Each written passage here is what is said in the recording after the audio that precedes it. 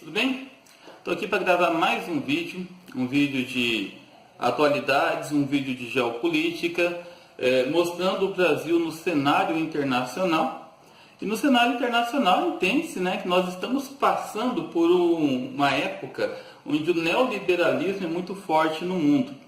Então, é até por isso que a gente fala tanto da necessidade de passar num concurso público, de conseguir um bom emprego, fazer um bom Enem, fazer um bom vestibular, fazer uma boa faculdade, que é uma visão neoliberal de estar se preparando para o mercado. Essa é uma visão neoliberal. E não tem como você fugir disso, não é verdade? Aquela visão antiga, aquela diferença entre capitalismo e socialismo, isso não existe mais. Isso não existe, tá? Ou você se abre para o mercado mundial, para a cartilha neoliberal, né? Ou você se enclausura, na verdade, no meio socialista político e sofre embargos do mundo, como é o caso de Cuba, como é o caso da Coreia do Norte, tá? Então não é a nossa realidade, não é a realidade do Brasil. Então você tem que ter uma visão de mercado mundial, é uma visão sempre atual, tá? Então só para vocês entenderem, depois que teve a desintegração da União Soviética, o mundo se abriu. E o mundo se abriu para uma nova tendência neoliberal. E essa nova tendência foi muito fortalecida com a criação dos blocos econômicos que vêm se expandindo de maneira muito forte. Alguns blocos econômicos, algumas uniões econômicas começaram ainda durante o período da Guerra Fria, décadas de 50, 60, nós vamos ver tudo isso, não é verdade? Mas veio se fortalecendo a partir da desintegração da União Soviética de 1991 para cá, ok? Outro contexto muito importante que é bom a gente analisar que é a influência das transnacionais.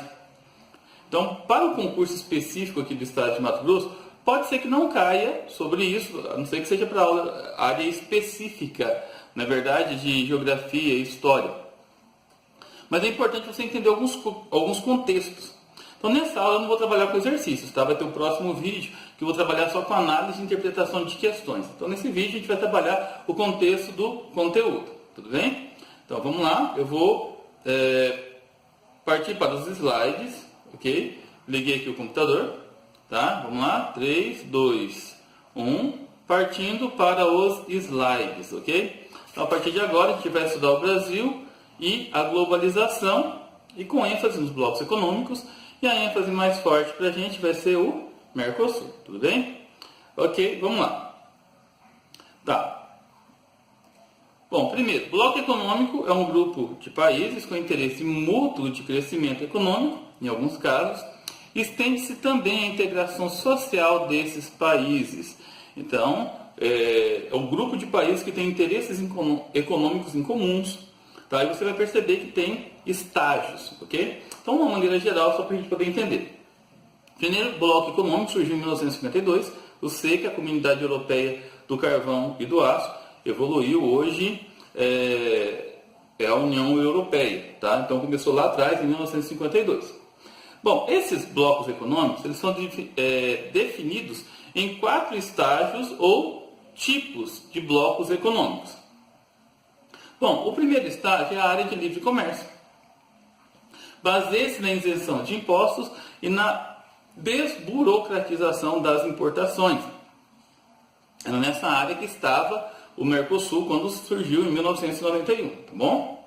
União aduaneira, implementação de conduta de comércio, tendo tarifas internas e externas comuns, acordo sobre livre circulação de pessoas, ok? O Mercosul hoje está nesse estágio, tá? Mercado comum é a intenção que o Mercosul tem de chegar, apesar de ter mercado comum do Sul, ele não está no mercado comum ainda. A integração maior das economias, possuem regras de comércio interno e externo, além de englobar a passagem de mercadorias, pessoas e capital de forma livre. E o mais avançado de todos, a União Econômica e Monetária. O mercado comunitário, com uma moeda única, possui alto grau de integração entre os seus membros. Só tem um bloco econômico no mundo nesse estágio, que é a União Europeia. Ok? Vamos falar rapidamente sobre as transnacionais. As transnacionais são aquelas empresas que atuam em ramo global É a Ford, a Chevrolet, a Volkswagen, Bayer, Novartis, Monsanto e assim por diante. Essas empresas, Nestlé, né, atuam em âmbito global. Ó, olhe no slide. Com o avanço da produção capitalista no final do século XIX e começo do século XX, formaram-se os trusts e oligopólios em vários países. Vamos entender o que significa esses dois nomes, porque são importantes. Trusts, fusão e incorporação de empresas envolvidas de um mesmo setor de atividades. Essas empresas abrem mão da sua independência legal para constituir uma única organização. Então, fusão de várias empresas do mesmo setor. Por exemplo, a Ambev. A Ambev é um trust, foi fundindo várias empresas, não é verdade? Fundiu aí Skol, Brahma, Antártica, Budweiser, Corona, ou seja, várias bebidas, na verdade, no caso cervejas que eu citei, dentro da mesma empresa.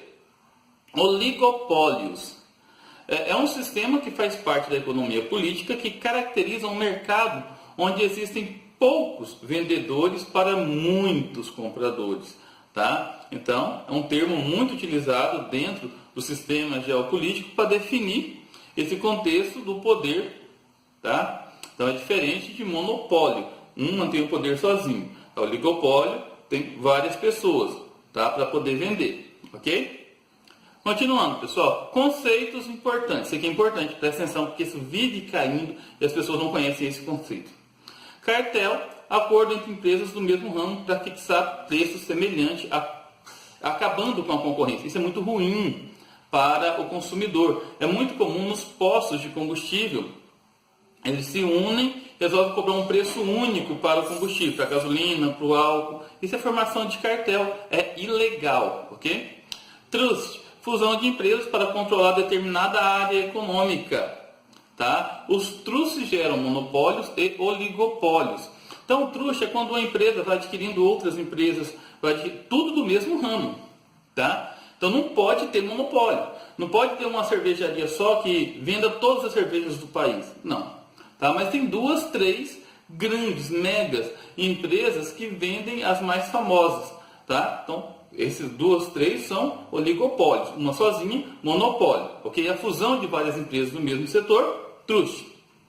Holding, empresa criada para controlar várias empresas, geralmente do mesmo ramo, por meio da compra da maioria das ações.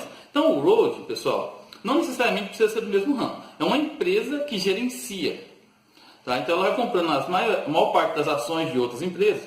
Eu vou dar um exemplo de holding, o Grupo Pão de Açúcar.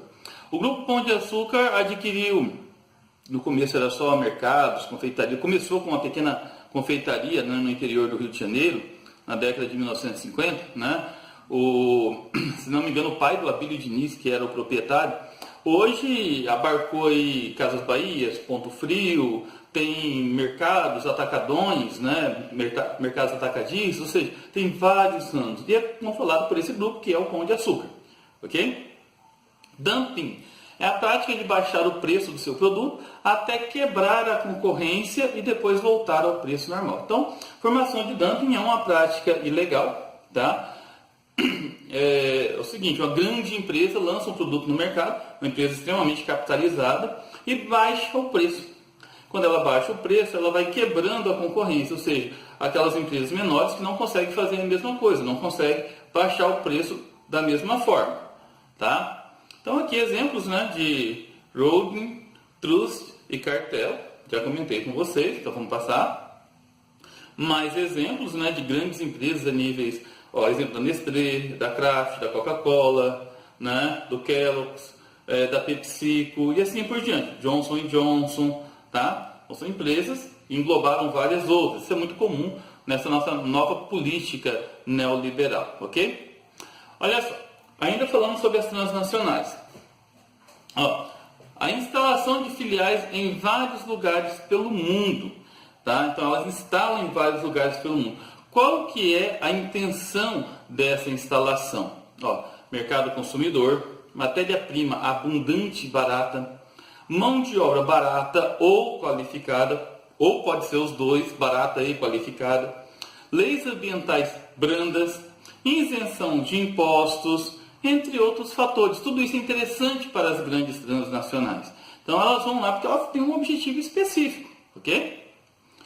Bom, aqui nós temos alguns países, né, que foram favorecidos nesse contexto, né? Os tigres asiáticos, os novos tigres asiáticos, na verdade eles foram favorecidos com esse contexto das transnacionais, a expansão das transnacionais, né? A China, a Índia, tá? Foram muito favorecidos. Aqui exemplos de algumas grandes transnacionais pelo mundo, né? Nike, Adidas, Volkswagen, Chevrolet, entre outros, ok?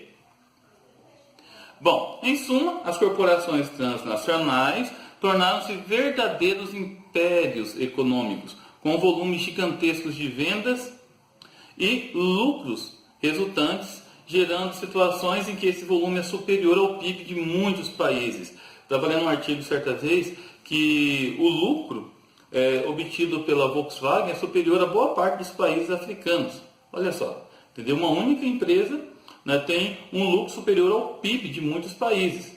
Tá? Por essa razão, os países desenvolvidos, que abrigam a maior parte dessas empresas, são importantes apoiadores desses grupos que representam significativa parcela da sua economia. Ok? Isso é muito importante. Tá, pessoal, essa parte do espaço virtual, eu já comentei com vocês. O Brasil globalizado e o BRICS também foi tema de um outro vídeo, na verdade. Eu já comentei com vocês, então eu vou passar rápido por esses slides. Ok? Agora nós vamos falar sobre o contexto dos blocos econômicos, tudo bem? Então, Brasil BRICS foi tema de um vídeo de uma atenção especial, né? Esse grupo de união diplomática e econômica que são os BRICS, extremamente importante. Vamos lá, blocos econômicos. Então, de maneira bem rápida, né, eu vou falar dos principais blocos econômicos do mundo, mas a nossa atenção vai ser voltada para o Mercosul. Ok, aqui eu já comentei com vocês a diferença entre área de livre comércio, união aduaneira, mercado comum, união econômica e monetária. Tá? E aqui nós temos os principais blocos econômicos do mundo. A APEC, a União Europeia e o NAFTA. Então hoje, esses são os três principais blocos econômicos e o nosso Mercosul está chegando junto deles aí. Tá bom? Vamos falar da União Europeia. Tá? Ele é a Europa, né, o continente europeu, é o pioneiro da instituição de um bloco econômico. Né? Ainda durante a Segunda Guerra, em 1944, Bélgica, Holanda, Luxemburgo formaram o Benelux, que era uma união de diminuição de tarifas, não é verdade? Após o conflito, França, Itália, Alemanha Ocidental se unem ao Benelux e formam o SECA, a Comunidade Europeia do Carvão e do Aço, já comentei com vocês, em 1952. 1957 é formado o Mercado Comum Europeu, ou a Europa dos Seis, por meio do Tratado de Roma. Em 1992, por meio do Tratado de Maastricht, surge a União Europeia, hoje com 27 países, não é verdade? Nós temos aqui a imagem dos países que fazem parte da União Europeia. O Reino Unido não está mais fazendo parte da União Europeia, né? Saiu ano passado, tá? Ok? Problemas da União Europeia. Então, existem vários pontos positivos e pontos negativos. Então, vamos analisar rapidamente os dois. Pontos positivos. Elevado grau de integração com políticas comuns de nível monetário, né? O euro é moeda oficial em 18 países lá dentro. Né? Política agrícola comum, né? Visa proteger os agricultores, tem uma política protecionista muito forte dentro deles, na verdade. Coordenações mútuas, assuntos relacionados à política externa, segurança, entendeu? Tenta combater os problemas das imigrações. Pontos negativos. As diferenças econômicas entre os países membros, a efervescência dos conflitos em cunho nacionalistas ou xenofóbicos. Cara, as imigrações é um problema sério, a xenofobia é um problema sério na Europa. Além da crise que assola alguns países, como o caso da Grécia, Portugal, né? Fato que dificulta a instituição um amplo Estado supranacional, ok? Então aqui nós temos exemplos dos países pelo mundo que migram constantemente para a Europa, tá? Aqui imagens que nós temos de migrações, né? Olha só, imagens de migrantes, né? Geralmente de regiões de conflitos religiosos, seca, estados de calamidades, guerras civis e por aí vai, não é verdade? Olha só, né? Muitos migrantes tentando entrar de maneira ilegal no continente europeu, imagens né, bem frustrante, né, bem tristes, né? Essa imagem desse garotinho aí percorreu o mundo, virou símbolo das migrações por causa do contexto da guerra da Síria, enfim. Vamos falar agora do NAFTA e da ALCA, tá? Constituído em 1988 e entrado em vigor em 94, o NAFTA, né, o Acordo de Livre Comércio da América do Norte, acentuou a integração, né, entre Estados Unidos, Canadá e México. Então, NAFTA é essa união econômica entre esses três países, tá? Em 94, os Estados Unidos propuseram a formação da ALCA, Aliança de Livre Comércio das Américas, que seria uma união econômica entre todos os países da América, exceto Cuba, né? Cuba recebe embargo dos Estados Unidos pelo seu regime socialista. Devido às discrepâncias socioeconômicas e sociais dentro do continente e à concorrência desleal dos Estados Unidos, o bloco não avançou e está parado desde 2005. Então, o ALCA não existe mais, só está no papel, foi engavetado. O Brasil é um dos países que foi contra o ALCA, né, devido a essa desigualdade. Os Estados Unidos é muito poderoso, economicamente falando, tá? Então ia ficar desigual para o restante dos países, ok? Bom, NAFTA, só para vocês entenderem rapidamente, ó, as economias canadenses e estadunidenses apresentam alto grau de integração e complementaridade, ou seja, os dois são ricos, são desenvolvidos, são muito próximos, né? A Associação México apresenta forte complemento geopolítico, mão de obra barata, recursos naturais, mercado consumidor, entendeu? Sem falar que as crises no México influenciam indiretamente os Estados Unidos, pois intensificam as imigrações ilegais. O número de latinos no território estadunidense, americano, né, passa a ser muito intenso. Isso é complicado para os Estados Unidos. Então, colocar indústrias dentro do México vai evitar muito essas imigrações, tá? A Constituição do NAFTA aprofundou a dependência do Canadá e do México com os Estados Unidos, uma vez que a maior parte do comércio internacional desses dois países, ou seja, cerca de 70%, é realizado com os estadunidenses, com os Estados Unidos, tá? O México exerce um papel subalterno, que é um país pobre, um país que não é desenvolvido. Sua economia apresentou altos índices de desenvolvimento econômico, né? Ou seja, melhorou muito depois que entrou para o NAFTA, né? Porém, tem alguns problemas, né? Produção de mercadorias de maior valor agregado é produzida nos Estados Unidos e Canadá, claro, a mão de obra mais qualificada, né? Então, privilégio para quem está lá dentro. Acentuou as desigualdades regionais e a concentração de renda. E no campo, muitos agricultores, os pequenos agricultores, né, não conseguem competir com os produtos agrícolas dos Estados Unidos, né? Os Estados Unidos têm subsídios, então acaba competindo num valor muito maior. Isso ficou muito complicado para o México. Nessa imagem, nós temos as cidades onde tem o maior número de empresas que geram mais empregos, né? Ó, Tijuana, Mexicali, Nogales, Ciudad de Juárez, né? Matamoros, Laredo e assim por diante, ok? Bom, a PEC. Em 1993, na Conferência de Seattle, nos Estados Unidos, é constituído a Cooperação Econômica da Ásia e do Pacífico, englobando 21 países da Ásia, América e da Oceania. Um bloco gigantesco, imenso, só que tem uma barreira natural, que é o Oceano Pacífico, o maior oceano da Terra, tá? O bloco tem como objetivo alavancar o desenvolvimento econômico na bacia do Pacífico, por intermédio do incentivo ao comércio, a redução de barreiras comerciais e maior cooperação econômica entre os países membros. É lindo, maravilhoso, é um bloco que tem tudo para dar certo. Porém, tá, tem um contexto natural que é o Oceano Pacífico. Tá? Outro contexto que a gente precisa analisar, pessoal, que nesse bloco você tem as três maiores economias do mundo, Estados Unidos, China e Japão. Então, tem tudo para, né, ser um bloco bem, né, bem forte mesmo a nível internacional. Só que esse bloco apresenta grandes diferenças de ordem econômica, cultural e política. Vamos observar todas elas, tá? Tem países altamente desenvolvidos, com elevado padrão de vida, alto poder de consumo, como é o caso dos Estados Unidos, Canadá, Austrália e Japão.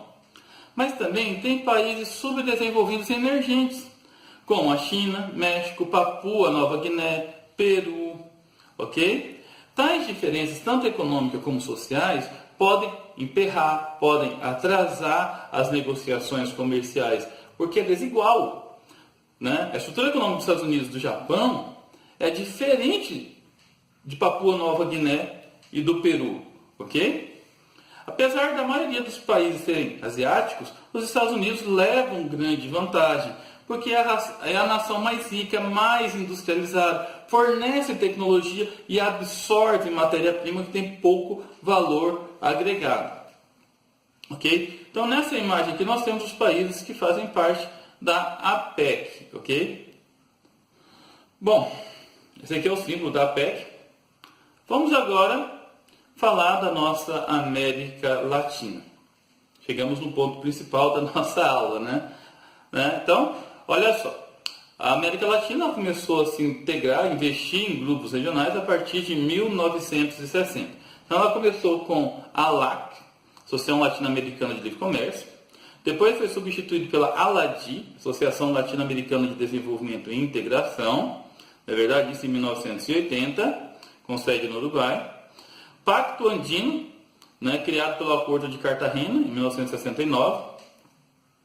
UNASUL, União das Nações Sul-Americanas, formado em 2004. Né, esse grupo existe até hoje, o Pacto Andino também existe. Né, só que o Pacto Andino é mais para os países andinos, onde tem a Cordilheira dos Andes, né, Equador, Bolívia, Peru, Venezuela, Colômbia. Ok? E agora o principal bloco econômico de toda a América Latina, principalmente da América do Sul, que é o Mercosul, o Mercado Comum do Sul. Foi criado em 1991 através do Tratado de Assunção, no Paraguai. É composto por Brasil, Argentina, Uruguai e Paraguai. Tá? Em sua gênese, o Mercosul era uma zona de livre comércio, evoluindo em 1994, através do Tratado de Ouro Preto, que foi feito aqui no Brasil, né, para uma união aduaneira. Então, nesse período, criou regras. Qual foi as regras? As regras foram tarifas internas e externas comuns, principalmente as externas, na verdade, acordos de negociações internacionais, regras de livre comércio e circulação de pessoas, ok? Mas regras estabelecidas, pré-estabelecidas entre os países membros, ok? A Venezuela torna-se membro oficial em 31 de setembro de 2012. Olha só, a Venezuela sempre tentou entrar para o Mercosul desde o início do Mercosul. E ela é um membro forte, um membro assim, que tem tudo para agregar. Aliás, tem uma das maiores reservas de petróleo do mundo. Contudo, aliás, foi pré-oficializado, né, em dezembro de 2005. Tá? Só que o Paraguai foi contra a entrada da Venezuela. Ok? Olha só, dezembro de 2006. Né? O documento de entrada havia sido assinado em dezembro de 2006, quando se tornou membro associado. Tá? Deixa eu ver se está aqui. Em 2011, está no slide, eu vou mostrar para vocês daqui a pouquinho. Em 2011, o presidente do Paraguai foi afastado, e o Paraguai foi afastado do bloco, na verdade. Então, foi oficializado em 2012 a entrada da Venezuela. Tá? O Paraguai estava afastado, depois retornou em 2013, né? Então, a Venezuela acabou se tornando membro permanente do bloco. Porém, ela foi afastada dia 1º de dezembro de 2016, ano passado, tá? Por não cumprimento de normas de regras do bloco. Tá? Então, tem várias regras que tem o bloco, todo mundo precisa cumprir, ela não cumprir, então foi afastado do bloco. Tá? Hoje ela não faz mais parte, então continua só os 4 membros originais. Principais características do Mercosul. Livre circulação de bens, serviços e fatores de produção entre os países do bloco. O Brasil, aliás, quase 80% das nossas exportações para a Argentina são produtos industrializados. Tá? Estabelecimento de uma tarifa externa comum e adoção de uma política comercial conjunta em relação a países ou grupos de países, né? Blocos em fóruns econômicos internacionais, isso é muito interessante. Coordenação de políticas macroeconômicas e setoriais, né? Compromisso dos Estados membros, né? Dos Estados partes, ou seja, dos países que fazem parte, de harmonizar a legislação em áreas pertinentes, a fim de fortalecer o compromisso de integração, a fim de fortalecer os países membros, ok? Outras características, pessoal, você tem aqui a extensão territorial, a Argentina com um pouco, né, 2,7 milhões, o Brasil com 8 milhões e meio de quilômetros quadrados, Paraguai 406 mil, Uruguai 176 mil, Venezuela 912, a Venezuela agora está fora, né? Então, né? Uma área total de pouco mais de 12 milhões de quilômetros quadrados e 285 milhões de habitantes, tá? É gente pra caramba. Esse número, pessoal, equivale a 70% de toda a população da América do Sul. É 3 vezes a área da União Europeia. Ou seja, o Mercosul é gigantesco, tem tudo para ser um dos blocos mais fortes e poderosos do mundo. Tá? O Mercosul tem um PIB de aproximadamente 4,5 trilhões de dólares. Esses dados são antigos, hoje o PIB é muito maior. Tá? É muito maior. Se fosse considerado um país, seria o quinto mais rico do mundo. Esses dados de 4,5 trilhões, pessoal, é de 2015. Tá? Então, se fosse considerado um país, igual a União Europeia é considerado um país, né, a nível internacional. Tanto é que, quando você fala do G20, fala dos 19 países mais ricos e industrializados do mundo, mais a União Europeia. Né? O Mercosul ainda não tem esse status. No comércio, multiplicou-se por mais de 12 vezes nas últimas décadas, saltando de 4,5 bilhões em 1991 para 59,4 bilhões em 2013. Ou seja, 87% das exportações brasileiras dentro do bloco são de produtos industrializados. Olha só, bacana, o Brasil foi excepcional. Tá? Nós estamos exportando muitos produtos industrializados. O Brasil enriqueceu muito mais por causa do bloco. Ok? Na produção agrícola, grande produtor de culturas globais, né? Trigo, milho, soja, açúcar, arroz. Primeiro e segundo exportador de carne bovina, o Brasil é o primeiro. Quarto produtor de vinho. Maior exportador líquido de açúcar, né? O Brasil. Né? Energia, detém 19,6% das reservas comprovadas de petróleo. E aí a Venezuela é um parceiro importante. O Brasil também com a descoberta do pré-sal. Né? Das reservas de gás natural, 16,1%. De gás recuperável e xisto, o Brasil é um grande produtor. Se não me falha a memória, é o terceiro do mundo de produtor de xisto, não é verdade? Agora, nós temos grandes dificuldades para o pleno êxito e desenvolvimento do Mercosul. São países subdesenvolvidos que passam por constantes crises, com economias fragilizadas, infelizmente, né? Olha só, as crises econômicas dos países partes, como a crise de 99, forte valorização do real, o real estava pau a pau com o dólar, não é verdade? 2001, crise política da Argentina, 3 presidentes renunciaram, né, esse ano. Crise política do Paraguai, 2011, impeachment do presidente Fernando Lugo, sem direito de defesa, né, foi considerado aí um ato antidemocrático, até por isso que o Paraguai foi afastado do bloco nesse ano. Em 2012, a Venezuela foi entrou para o grupo oficialmente, né, porque o Paraguai é o único membro que era contra. Tá? A crise econômica do Brasil atual começou em 2011 e vem se alongando, né? Vem agora em 2017 dando sinais de recuperação, mas ainda são sinais bem brandos, não é verdade? Afastamento da Venezuela por não cumprimento de acordos no bloco e assim por diante, pessoal. Tá? Várias denúncias da Argentina ao OMC falando que o Brasil pratica subsídios aos produtores rurais, para baratear o custo da produção, entre outras coisas, tá?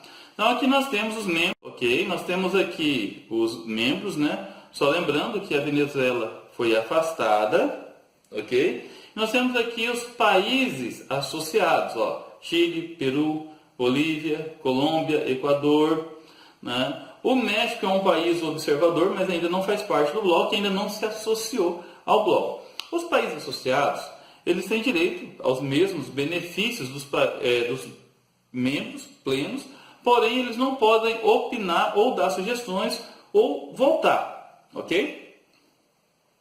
Pessoal, é isso aí. Espero que vocês tenham curtido, né? É um assunto bastante atual, né? Um assunto muito importante. É um assunto assim que cai muito no Enem, cai em concursos, é extremamente atual para a geopolítica brasileira e importante para o Brasil. Então, qualquer concurso que você for fazer que tiver atualidades, tiver conhecimentos gerais, o Mercosul sempre vai ser um tema presente, tá bom? Então, assista com atenção. Foi um tema um pouco rápido, né? Mas você pode ir parando o vídeo, copiando os slides. Eu vou postar o link dos slides, do site para baixar os slides, na descrição do vídeo. Você pode estar baixando, né, para ter esse material com vocês em casa para ir acompanhando. Valeu, pessoal, fiquem com Deus e até a próxima.